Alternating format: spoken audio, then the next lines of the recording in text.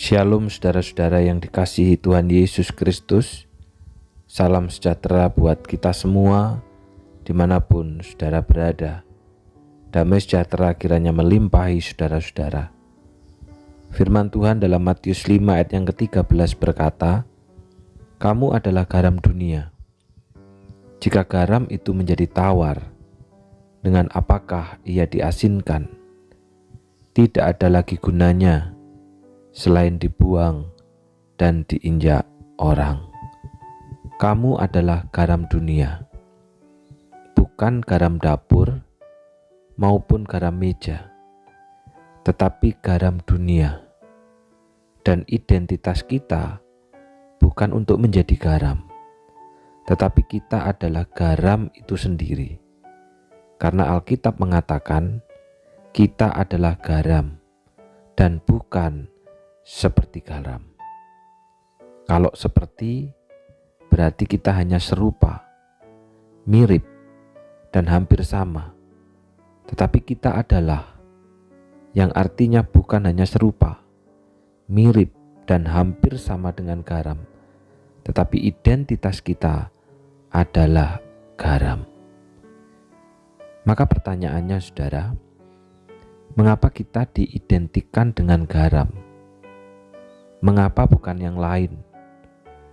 Karena faktanya kebanyakan garam juga tidak baik untuk kesehatan. Nah, itu terjadi apabila kita melihat garam dalam pengertian kita hari ini dan bukan dalam pengertian Alkitab pada masa itu. Dalam pengertian Alkitab pada masa itu, garam memiliki fungsi yang amat penting. Yang pertama, garam berfungsi untuk mensahkan sebuah perjanjian. Yang kedua, garam berfungsi sebagai alat pembayaran. Sehingga pada masa Yesus, garam merupakan kebutuhan manusia yang sangat utama karena memberikan pengaruh bukan hanya dalam hal makanan, tetapi juga ketika mengadakan perjanjian, bahkan sebagai alat pembayaran. Sehingga ada seorang teolog yang mengatakan bahwa pada masa Yesus, orang tidak bisa hidup tanpa garam. Namun saudara, garam yang dikatakan sangat berguna, sangat penting, dan menjadi kebutuhan utama ini menjadi tidak berguna ketika dikatakan dalam Matius 5 ayat 13, jika garam itu menjadi tawar. Jika garam itu menjadi hambar. Garam yang sangat berguna karena memberikan banyak pengaruh bagi kehidupan manusia menjadi tidak berguna ketika garam itu menjadi tawar dan hambar. Maka pertanyaannya buat kita adalah, kapan kita menjadi orang Kristen yang hambar? Kapan kita menjadi orang Kristen yang tawar? Kapan kita menjadi orang Kristen yang tidak berguna? Seperti garam yang tawar tadi. Maka dalam terjemahan lain dikatakan begini, pengaruh baik saudara di dunia ini dapat digambarkan seperti garam dalam makanan. Jadi saudara, kita menjadi orang Kristen dengan identitas sebagai garam, menjadi orang Kristen yang tawar, menjadi orang Kristen yang hambar, menjadi orang Kristen yang tidak berguna ketika kita tidak bisa memberikan pengaruh baik.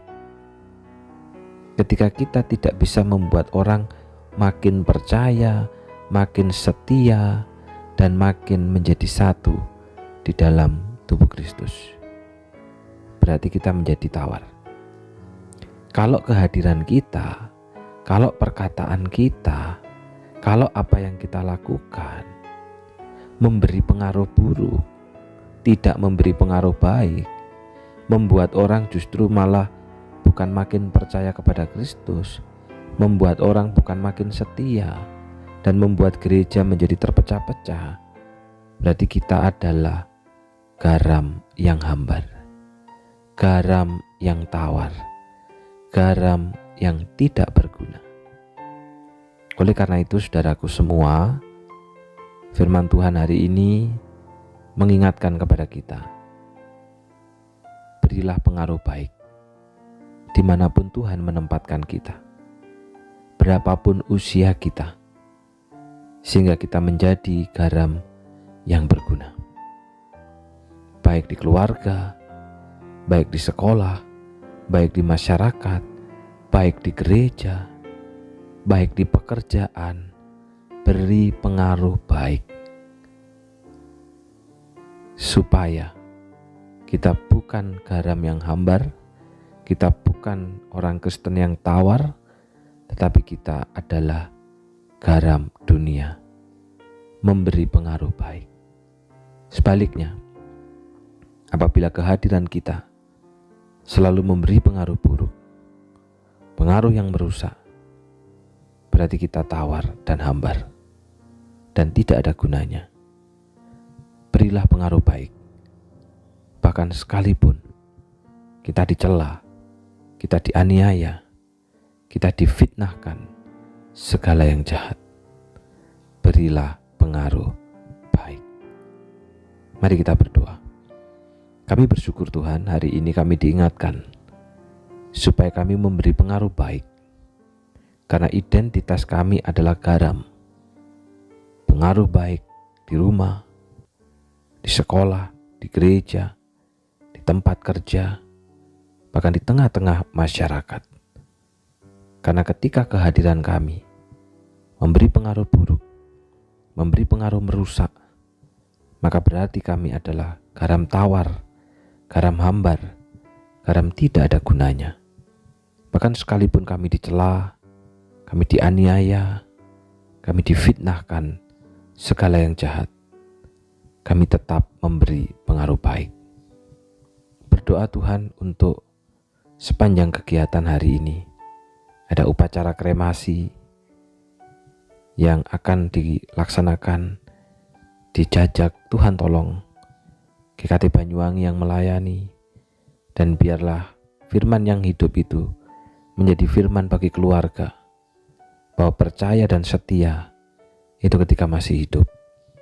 Demikian juga untuk persekutuan alumni ITA dan hamba Tuhan GKT yang diadakan di GKT Muncar.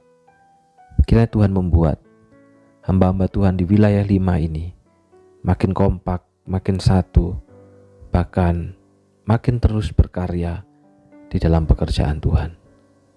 Dalam nama Tuhan Yesus kami sudah berdoa. Amin. Tuhan memberkati.